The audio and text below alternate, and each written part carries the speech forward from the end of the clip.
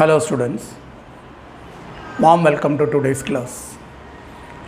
Today we will discuss a chapter named electricity, and this chapter is common for students of both state and CBSE stream. So the chapter mainly deals with the properties of electric current, and then about resistances, how to combine resistances in series, in parallel, then about Ohm's law, and also some techniques to measure the value of the resistor. When we proceed further, we will find that the heating effects of electric current is also there towards the end of this chapter. So what we are going to do is, in today's class we will be discussing about the properties of resistors, Ohm's law, and a general idea regarding the flow of the electric current through a conductor. In the next class I will explain the thermal effects, or rather the heating effect of electric current, how the electric appliances are connected in a house, then what happens when you connect bulbs in series, parallel, etc. So that we will be doing in the next class. So in today's class our discussion starts with electricity.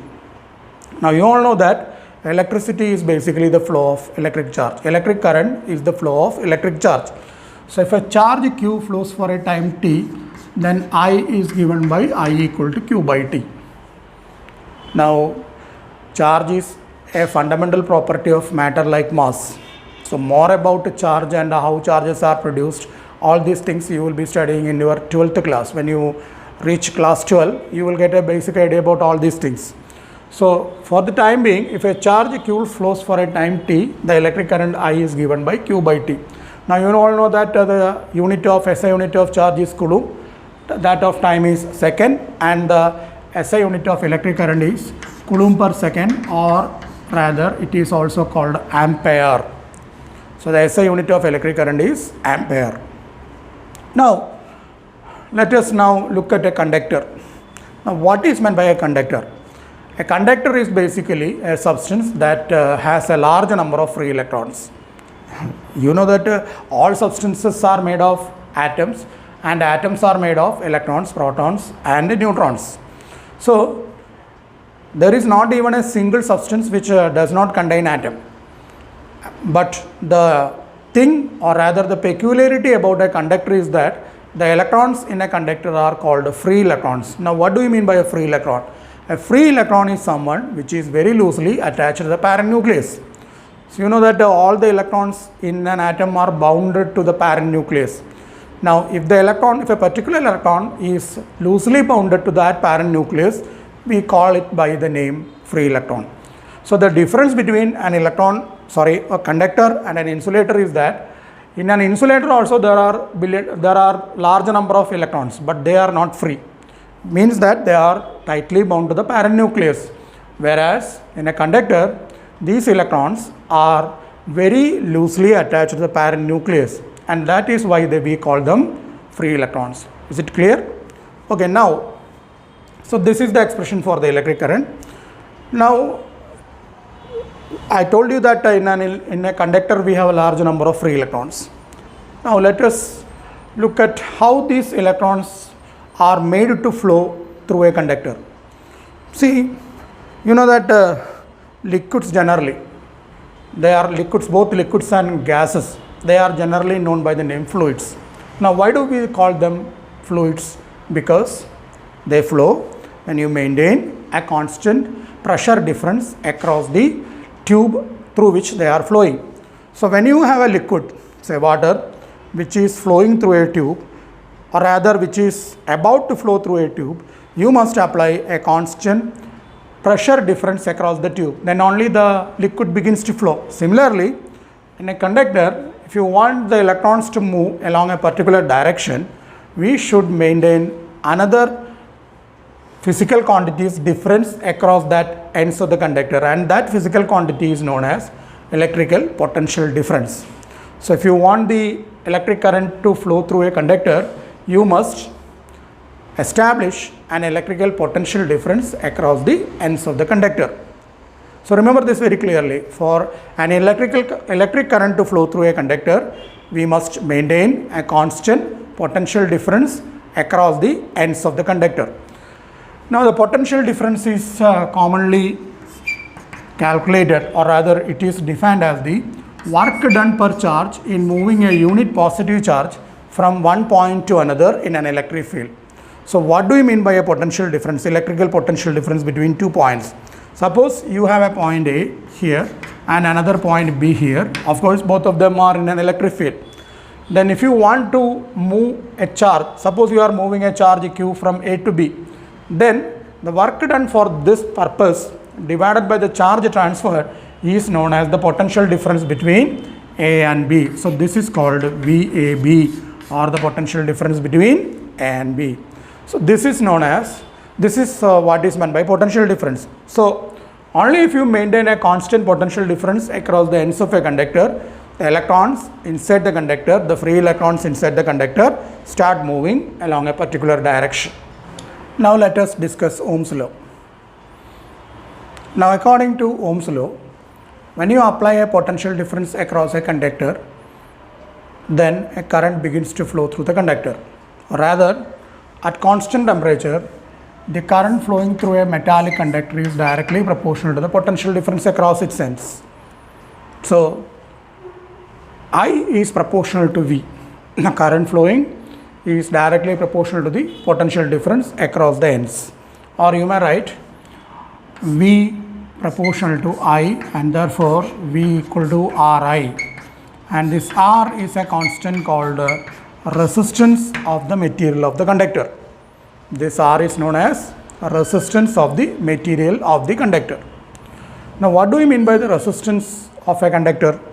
It's actually the opposition offered by the material to the flow of electrons through it. So every material, every medium will offer some kind of resistance to the movement of the electrons, or whatever it is moving through them. And this resistance, this opposition, in the case of the electrons flowing through a conductor, is known as resistance, electrical resistance. Now, what are the factors which control the resistance of a conductor? The resistance of a conductor are controlled by the physical dimensions of the conductor. That is, both length and the area of cross section control the resistance in value of the resistance. How they control? If you increase the length of a conductor, the resistance will also increase. Similarly, if you increase the area of the cross section of the conductor, the resistance will decrease.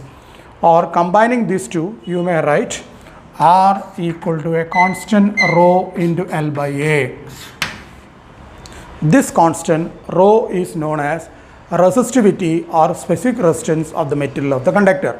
So this constant known as resistivity is the resistivity, and that is a property of the material of the conductor. Remember, the resistance is dependent on length and also the area of cross section, whereas resistivity does not depend on these factors. Or even if you look at this formula, you may be under the assumption that under the impression that as you can rewrite this formula as rho equal to AR by L. So you may be tempted to say that when you increase the area of cross section, the resistivity will increase. Similarly, when you increase the length, the resistivity will decrease. Such type of assumptions you can make, but they are only assumptions. They are only your guess. Actually, there is no relationship between the resistivity and the area, or rather the physical dimensions of the conductor. It's a property of the material of the conductor. So if you take a copper wire of length 1 meter or 10 meter, the resistivity will have the same value. So resistivity is independent of the dimensions of the conductor, whereas the resistance depends on the dimensions of the conductor. Clear? Okay. Now let us discuss how the value of a resistance can be determined. You see, in every resistance, normally the resistances are of this type. You can purchase a resistor from the market, and in every resistor that you purchase from the market, there are 1, 2, 3 different colors painted at these 3 places. So at the first you will have a color here, another color here, and there is a third color here.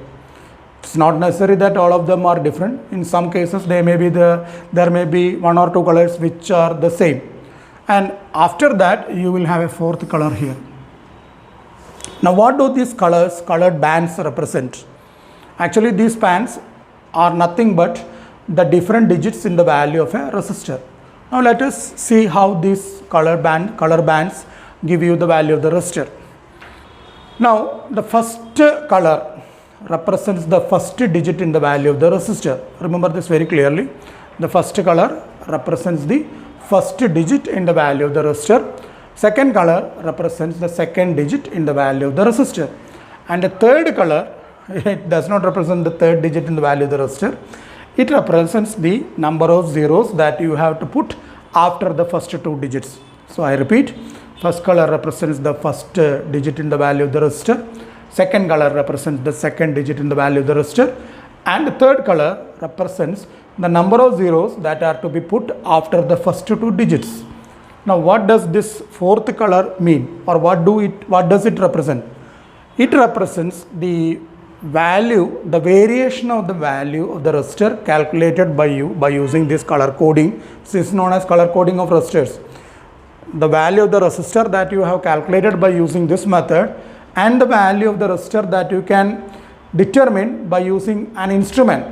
There is an instrument called a multimeter, and this instrument is generally used by technicians in electronics and other electrical repairing shops.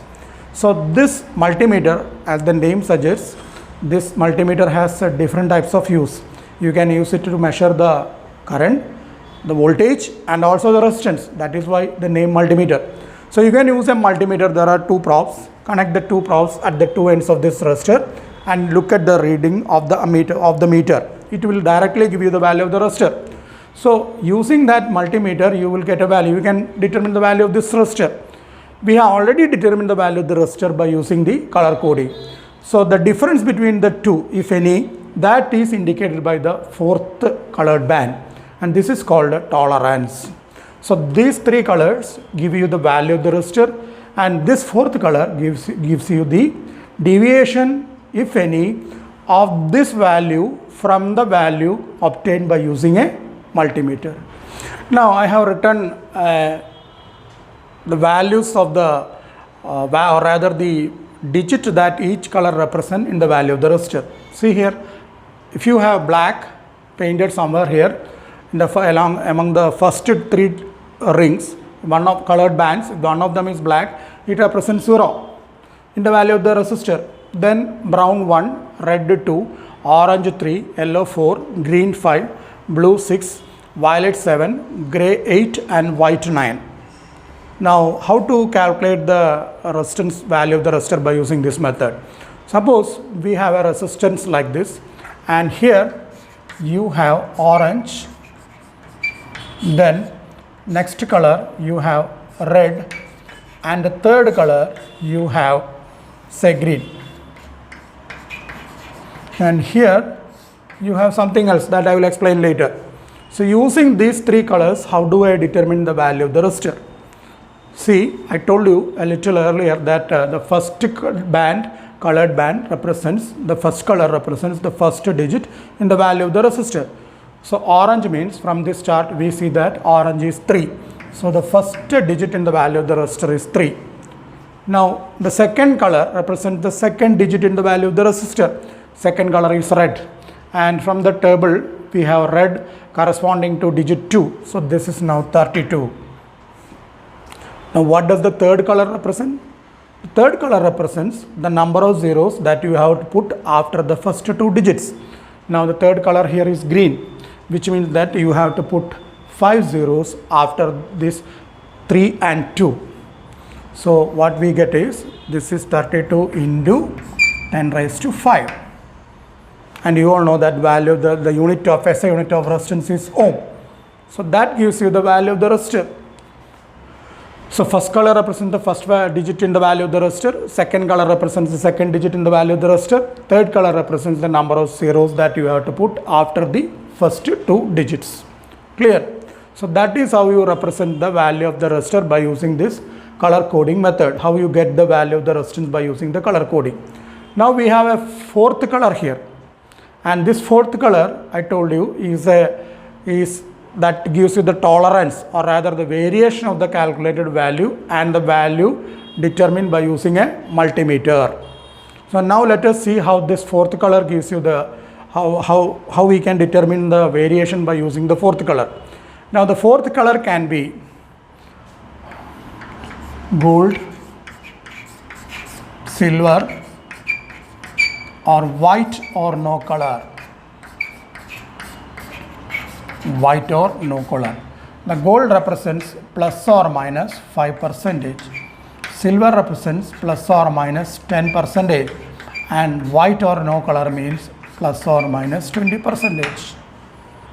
So if you have gold at this place, it means that the value of the resistor calculated by using this method, by you using this method, and the value that you obtain by using a multimeter will have a variation of around plus or minus 5%. I shall give you a method for remembering this color coding, or rather which digit each color represent, and that is, you remember this sentence, B.B. Roy got beautiful, very good wife.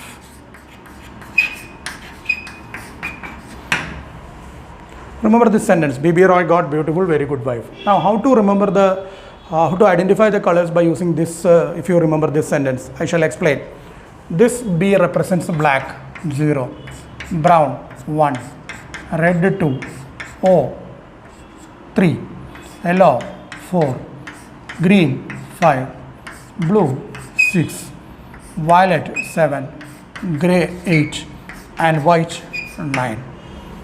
So if you remember this, B.B. Roy got beautiful, very good wife, you can very well remember each color, the digit that each color represents, what value each color represents. Next is combination of resistances. So we can combine resistances in different ways, and two commonly used combinations are series and parallel combination.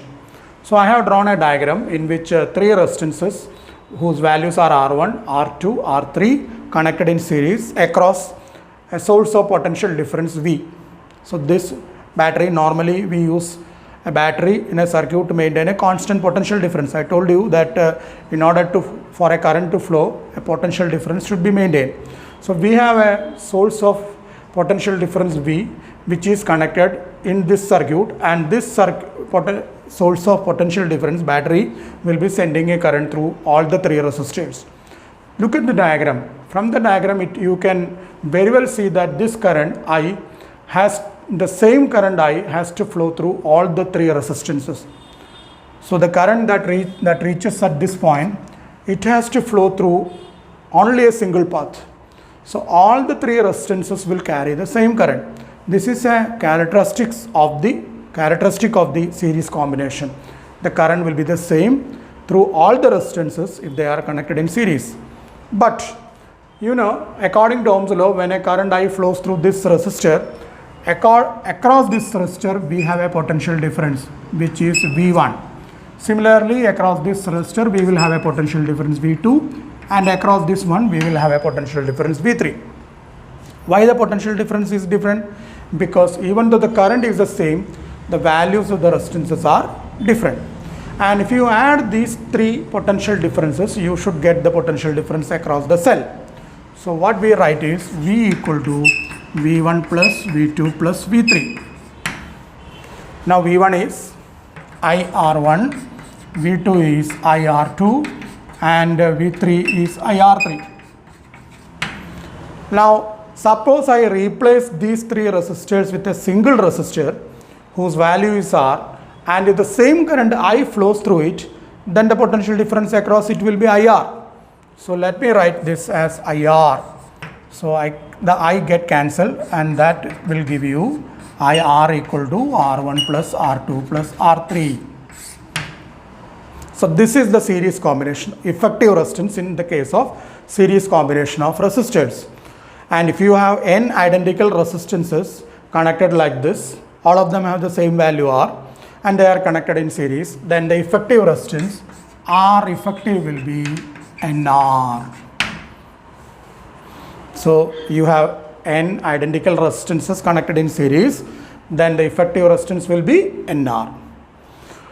Now let us see what are the important points to remember in the series combination of resistors. There are 3 points to remember. When you connect resistances in series, number 1, the current through each resistor remains the same. So when you connect resistances in series, the current through all the resistances is the same. Number 2, the potential difference across each resistance will be different.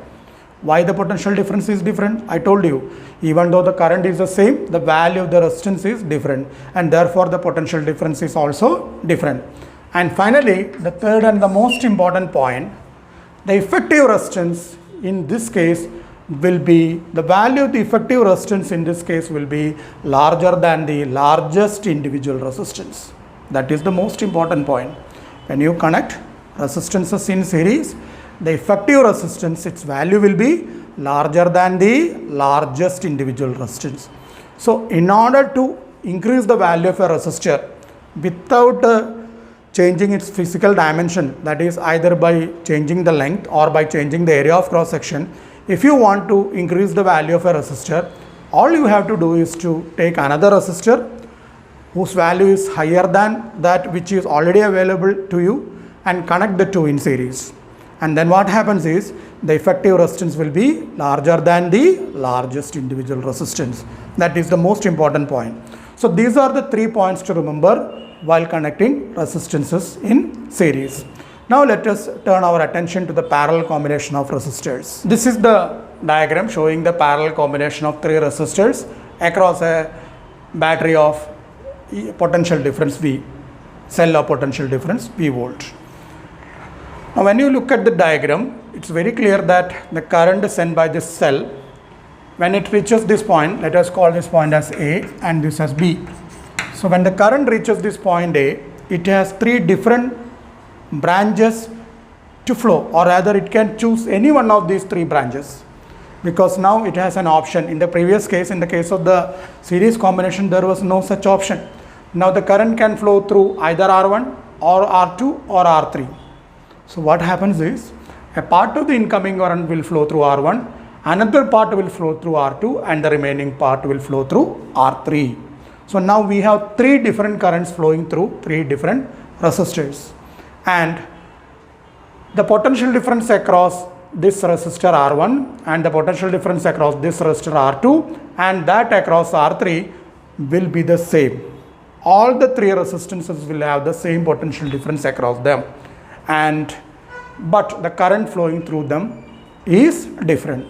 So let us write, we know that V equal to IR, and therefore I equal to V by R. So what I write is, V by R1 is the potential is the current flowing through R1. Similarly, I2 is V by R2, current flowing through R2, and I3 is V by R3, the current flowing through R3. Now you know that I is the main current, and it is the sum of these 3 currents I1 and I2, I1, I2 and I3. So let me write I equal to I1 plus I2 plus I3, or what can I write? V by R equal to, or rather this is equal to V by R1 plus V by R2 plus V by R3. Now let me replace these 3 resistors with a single resistor whose value is R, and the same potential difference V is maintained across that resistor. What I can write is V by R equal to V by R1 plus V by R2 plus V by R3, or 1 by R equal to 1 by R1 plus 1 by R2 plus 1 by R3. Suppose you have n identical resistances, each has a value R. Then if you connect them in parallel, the effective resistance will be R effective equal to R by N. In series combination, what we had was NR. Now in parallel combination, it is R by N. Supposing that you have n identical resistances, each of value R ohm. Now let us see what are the important points in parallel combination. First and foremost thing is that the current through each resistance is different. Current through each resistor is different, but the potential difference across each resistor is the same, or all the three resistances have the same potential difference developed across it. So number one, current is different. Number two, potential difference is the same. Number three, which is the most important, is the value of the effective resistance is smaller than the smallest individual resistance. See, in parallel combination, the value of the effective resistance is smaller than the smallest individual resistance, whereas in series combination, the effective resistance was larger than the largest individual resistance. So if you want to reduce the value of a resistor not by changing its physical dimension, all you have to do is to connect a low resistance parallel to it. Then the effective resistance will be smaller than the smallest individual resistance. So that is the feature, that is one of the important, or that is the most important feature of the parallel combination of resistors.